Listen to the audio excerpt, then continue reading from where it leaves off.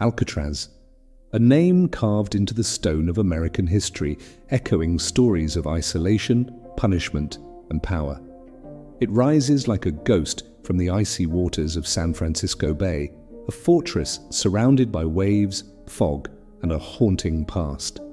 For decades, it stood as the final stop for men too dangerous, too notorious, or too impossible to contain elsewhere. But today, under the administration of President Donald J. Trump, the island is once again making headlines, not as a tourist attraction, not as a museum, but as a potential active federal prison. This isn't a symbolic gesture or a political metaphor. According to recent reports, President Trump has expressed a firm intention to not only restore Alcatraz to operational status, but to transform it into a model of maximum security. His argument is blunt: violent criminals have become emboldened, and the American prison system has become too soft.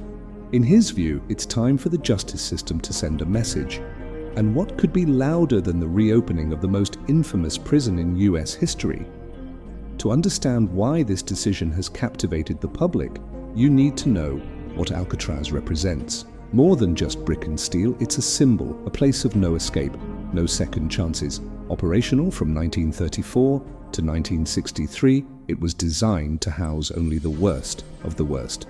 Not your everyday lawbreakers, but repeat escapees, mob bosses, and violent men who refused to reform. Al Capone, George Machine Gun, Kelly, Alvin Karpis. These were men whose crimes stained headlines across the country. When they arrived on the island, the message was clear: this is where the line is drawn. Cut off from the mainland by 1.5 miles of freezing, fast-moving water, surrounded by sharks and swept by bitter winds, Alcatraz was meant to be inescapable. Guards were heavily armed, surveillance was constant, and privileges were minimal. Inmates had 4 rights: food, clothing, shelter, and medical care. Everything else, visitation, recreation, even reading material, had to be earned. But Alcatraz wasn't just a symbol of punishment, it was also a financial burden. By 1963, maintenance costs had skyrocketed. The salt air had corroded pipes and walls, the plumbing was failing, and the logistics of supplying an isolated rock by boat every day became unsustainable. Attorney General Robert F. Kennedy ordered it shut down. Since then, the island has been in the hands of the National Park Service, drawing tourists from around the world to walk through its silent cell blocks. So why now? Why bring it back? Trump's plan, though still under discussion, is driven by a vision of law and order that goes beyond simple incarceration. It's about optics. In his public remarks, he's pointed to rising violent crime in cities like Chicago, Baltimore, and Los Angeles. He criticizes what he calls radical left judges, weak prosecutors, and woke prison reform policies that prioritize rehabilitation over punishment. For Trump, Alcatraz is not just a prison, it's a message. Crime has consequences, and some criminals should never walk free again. Under his proposed policy, Alcatraz would become a specialized facility for individuals deemed too violent or high risk to be housed in standard federal penitentiaries. This includes domestic terrorists, gang leaders, mass shooters, and high-profile organized crime figures. The idea is to isolate the most dangerous elements of society from any possibility of influence, coordination, or escape. This proposal has, unsurprisingly, ignited fierce debate. Supporters argue that in an era of increasing prison riots, cartel violence, and domestic terrorism, the US needs a place like Alcatraz more than ever. They believe that the presence of an inescapable prison, remote and fortified, could act as a deterrent to those considering heinous acts. They say it would make a clear statement that America will no longer tolerate repeat offenders slipping through the cracks of a broken justice system. Critics, however, see it differently. They warn that the cost of retrofitting a decades-old facility to meet modern security and human rights standards could exceed building an entirely new prison from scratch. They also raise serious environmental concerns. Alcatraz is not just a rock, it's a protected historical landmark and a fragile ecosystem. Renovation could damage both the environment and the historic integrity of the island. Then there are the legal obstacles. Because the island falls under the jurisdiction of the National Park Service, transitioning it back to a functional prison would require congressional approval. Lawsuits from environmental and historical preservation groups are all but guaranteed, and while Trump has never shied away from legal battles, this one could prove long and costly.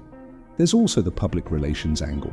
For many Americans and tourists, Alcatraz is a place of learning, reflection, and even inspiration. School children visit it to learn about justice and freedom. Artists and historians use its legacy to tell deeper stories about American identity. Would turning it back into a prison erase that meaning, or deepen it? Some say Trump is using the proposal as political theater, leveraging the image of Alcatraz to appeal to voters who crave tough-on-crime policies. But insiders suggest the intent is genuine. According to leaked memos from federal agencies, feasibility studies are already underway. Engineers have been tasked with assessing what it would take to bring the island up to operational standards. Preliminary cost estimates range between $1.2 and $2.5 billion, depending on the scope of modernization. The vision isn't just about punishment. Trump's team envisions a high-tech correctional facility that blends old-school security with 21st century surveillance. Every cell equipped with AI-powered behavior monitoring, drones patrolling the perimeter, biometric tracking at every access point. The model is not unlike modern counter-terrorism facilities, but instead of housing foreign threats, Alcatraz 2.0 would contain homegrown predators, those who commit crimes so heinous, society can no longer risk their return. Of course, this level of security raises human rights concerns. Critics argue that solitary confinement, indefinite detention, and extreme isolation are inhumane. International watchdogs are already warning that reopening Alcatraz as a supermax facility could violate UN standards for prisoner treatment.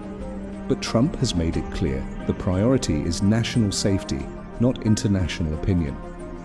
On the ground, locals in San Francisco have mixed feelings. Some worry about increased security risks and the impact on tourism.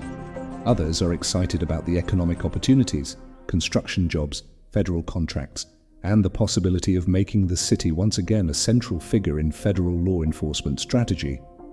As the debate grows louder, the island sits in silence, its cells empty, its corridors cold, its watchtowers unmanned. But the ghosts of its past seem to whisper, nothing stays buried forever. President Trump, now deep into his current term, has never been shy about revisiting history to reshape the future. Whether it's rewriting trade deals, redrawing foreign policy, or reimagining border security, he prefers bold, symbolic moves. For him, reopening Alcatraz fits perfectly into his broader vision of restoring American strength through fear, discipline, and control. But reopening a prison like Alcatraz isn't just about policy, it's about mythology. The American psyche has always had a fascination with finality. The idea that some crimes are so great, some criminals so dangerous, that only the most isolated corner of the nation can contain them. Alcatraz was that corner. Now it may become one again. The world will be watching. Critics will fight. Activists will march. Lawsuits will fly. But if history is any indication, controversy is fuel, not friction, for a president like Trump. The tides around Alcatraz continue to churn. Fog rolls in, as it always has. But somewhere inside those cold concrete walls, maybe, just maybe, the lights are flickering back on, and if they are, what kind of prison will it be? And who will be the first to arrive? Only time will tell, but the rock, it seems, is waking up.